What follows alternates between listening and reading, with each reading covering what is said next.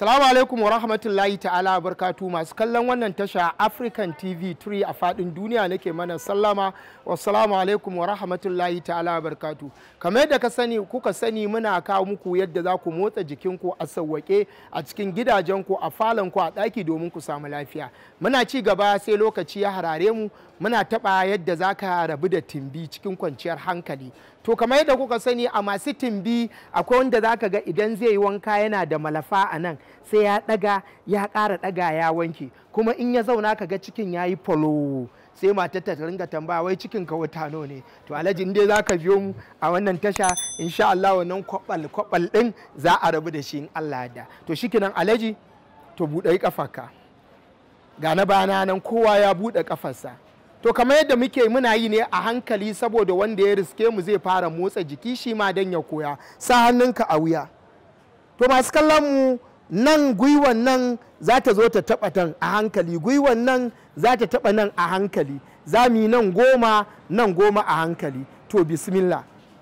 1 2 3 4 5 6 7 8 9 10. Masha Allah, saura ɗaya wajen. Hajiya ki daure.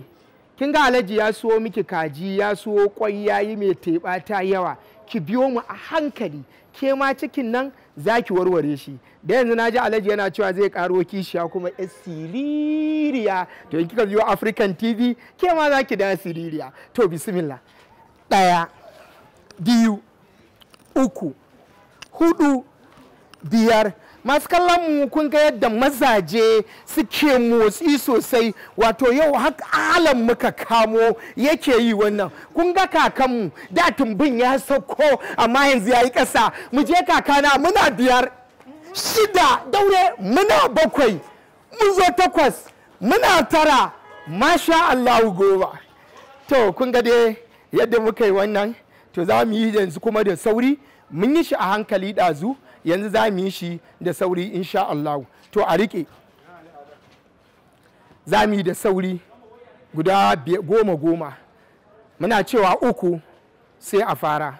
1 2 bismillah. 1 2 3 4 5 6 7 8 9 10. Dan huta, na ji ka fara numfashi alhaji.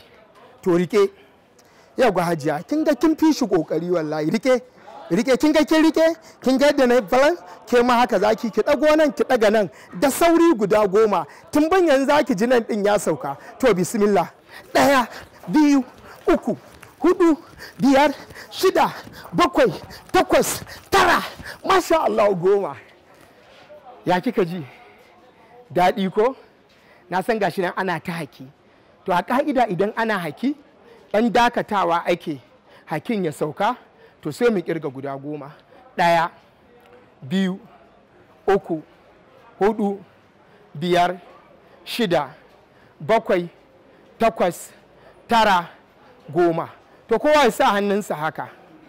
Yawwa an sa hannun ko? To yanzu za mu ɗago ya ringa taɓa cinyar shi ma da sauri. mu yi 10 a hankali, mu yi 10 a hankali. Bismillah. 1 2 3 4 5 6 7 8 9 10. To yanzu mun yi a hankali, yanzu kuma za mu yi da sauri. Amma hajiya ki yi kokari don na ga lokaci fa yana hararan mu don a yi da ke. To bismillah da sauri, ina kirga 3 za mu fara. 1 2 bismillah. 1 2 3 4 5 6 7 8 9 masha Allah 10. To lokaci ya cin mana hajiya, kuma na san kun fara jin daɗin wannan motsa jiki. Ku saurare mu gobe insha Allah. A madadin ni coach Munzali Ali Sadiq kofar Mazugal nake mana sallama. Wassalamu alaikum wa rahmatullahi ta'ala wa barakatuh.